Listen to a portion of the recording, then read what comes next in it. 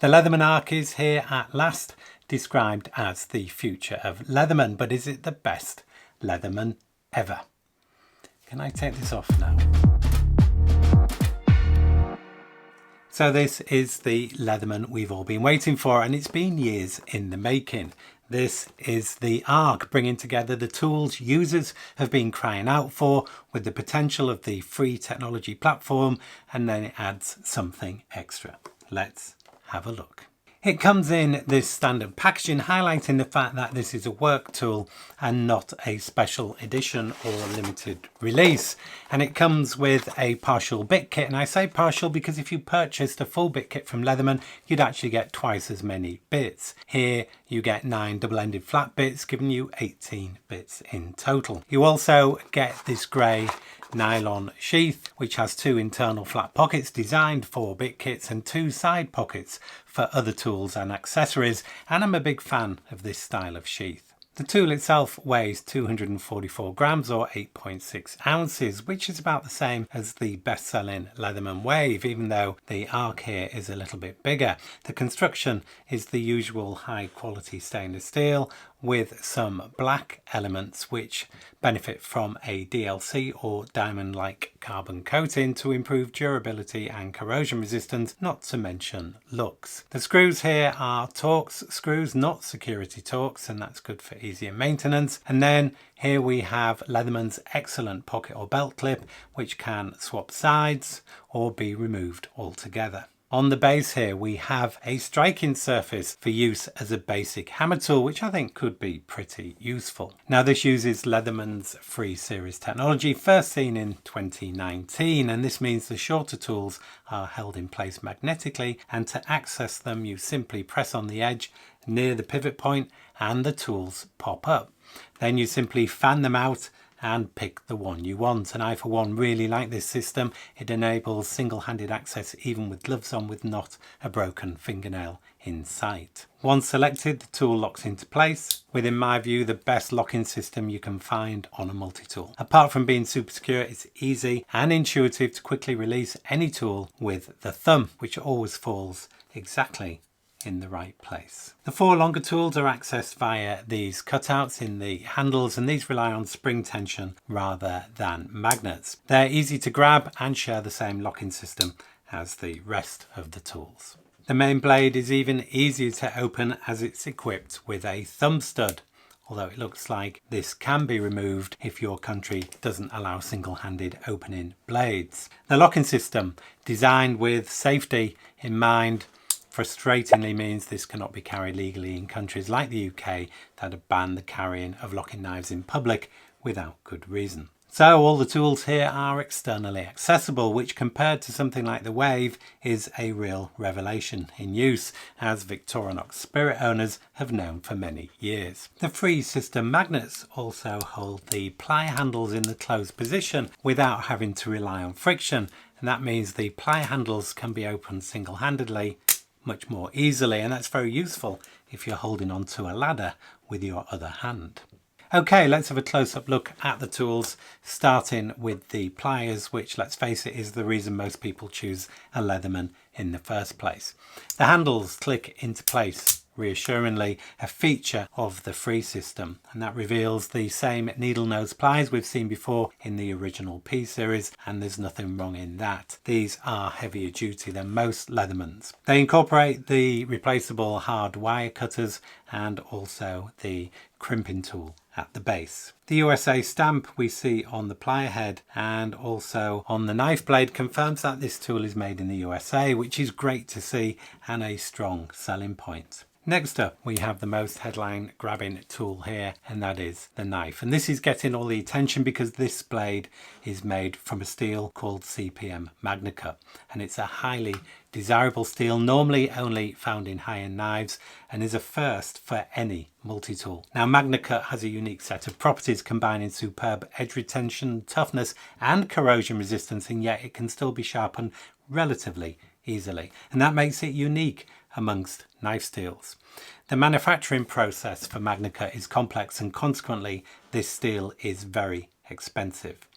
And as you can see, the blade is black, and that means it's also DLC coated, and I doubt this is really needed, so I imagine it's more for cosmetic appeal. Next up, we have a saw blade, ideal for wood and plastic and things like plasterboard, and an essential addition on a tool like this. Then we have a full length double-sided file, and it's cross-cut on one side with a satisfyingly rough feel and diamond coated on the other, which is ideal for hard and brittle surfaces like ceramics. Then we have the scissors, again an essential tool in my book, and these are nice to use and work really well, better in fact than most Leathermans I've tried. Then we have a tool which was demanded by Leatherman users, and for good reason, the Leatherman bit driver for Leatherman's bespoke double-ended flat bits. It's a slightly different design to what we've seen before, with a little bit more side-to-side play, which I don't actually think will be an issue, but it does offer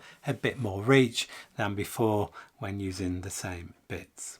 We also have the small bit driver in this tool, and this is for Leatherman's double-ended eyeglass screwdriver bit. Now personally, I'm not a massive fan of such a small screwdriver in what is quite a large tool, but I know that some people really like this, and the design in this version offers a lot more reach than the one we've seen before. Then we have an awl, which is really well implemented here. It has a bladed edge and a sharp point and can be used as a reamer or drill or scraper, and it's a great addition to the tool set. It's a basic design. It doesn't have a sewing eye, but Leatherman have stated that this actually creates a weak point, something I haven't considered before, but does make sense.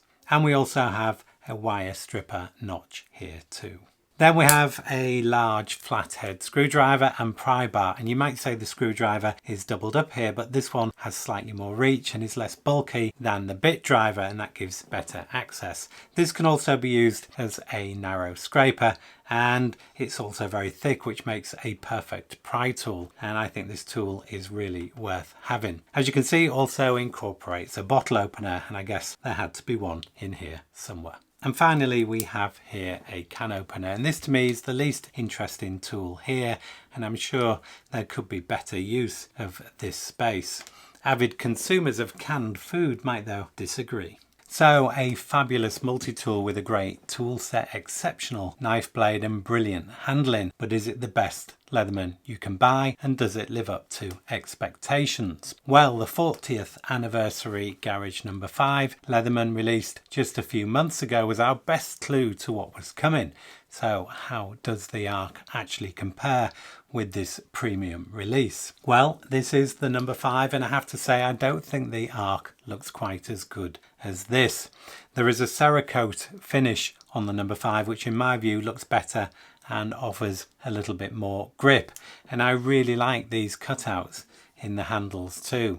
Also, I'm not a huge fan of the extra pocket clip holes in the Arc, which to me makes it look like something is missing. In short, I prefer the looks of the No.5, but it is very subjective. The Arc main blade is slightly different to the No.5 blade, which is a little bit thicker and also a little bit deeper, but I don't think it makes a huge difference either way. The No.5 blade has a Cerakote coating, which does look really nice, but I actually prefer the DLC coating on the Arc, which is smoother and therefore produces less friction. Okay, let's have a look at any of the tool differences on these two Leatherman, starting with the awl on the No.5, and this is from the original P series. It's long and thin with a bladed edge, and it doubles up as a small screwdriver, which in my book is rather an odd mix. I much prefer the awl on the Arc, which is much more robust and much more practical. The screwdriver pry tool on the No.5 is chunky with a bladed edge and makes for a great package opener. The Arc version narrows the profile for better screwdriver and pry tool access and removes the bladed edge, a good option I feel, as the new awl easily fills in for any package opening duties. Now there is one surprising omission from the Arc, which was previewed in the No.5, and that is the spring-loaded plier mechanism and adjustable pivot, which we see here. And a lot of people wanted this, and I'm sure cost has played a part in its omission, but I also understand that the space needed for a large spring mechanism in here reduces the strength of the ply head overall, so leaving it out might actually be a positive when it comes to heavy use. Overall then, the Arc tool set wins out over the No.5 in my view, which is a great result for Arc owners, and it certainly lives up to my expectations, making the Arc, in my view, the best Leatherman you can buy right now. But that title does come at a price. The Arc costs $230 in the US and £260 in the UK, and that makes it the most expensive production Leatherman ever made, and that will put it out of reach for many.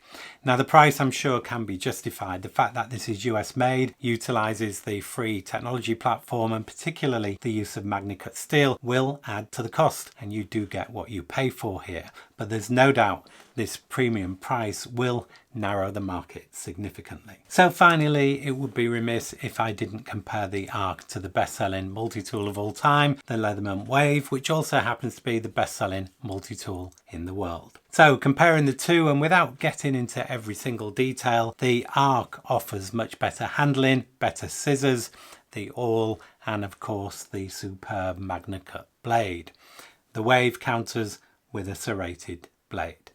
So the Arc wins outright in my book, but I can't actually see this becoming the new best-selling Leatherman because the Wave is half the price of the Arc, and that is a feature that is very hard to beat. If though you're a fan of Leatherman or a hardcore multi-tool user, or just simply want the best, then this is what you want and you won't be disappointed. And so if you want to see my favourite more affordable Leathermans, then have a look at this video here. And if you want to see some alternatives to Leatherman, then have a look at this one down here. I'll leave it there. Thanks as always for watching. Have a great day, and I hope you can join me in the next one.